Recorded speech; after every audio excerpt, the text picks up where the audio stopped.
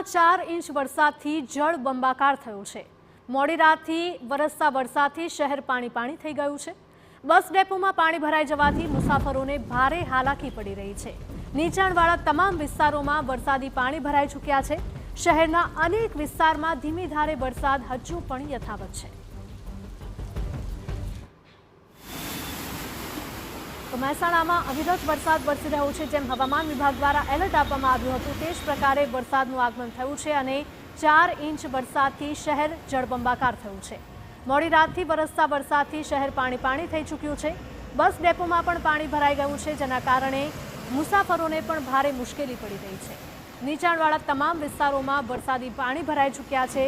શહેરના અનેક વિસ્તારમાં ધીમી ધારે વરસાદ હજુ પણ યથાવત। મહેસાણા જિલ્લામાં ગત રાત્રિથી સવાર સુધી સારો એવો વરસાદ નોંધાયો છે। મહેસાણા શહેરમાં 4 ઇંચ જેટલો વરસાદ નોંધાયો છે। મહેસાણાના સતલાસણામાં 4 ઇંચ વરસાદ નોંધાયો છે।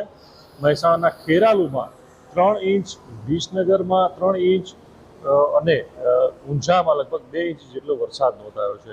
મહેસાણામાં 4 ઇંચને પગલે સવાર સુધી ઠેર ઠેર નીચાણવાળી વિસ્તારોમાં પાણી ભરાયા હતા।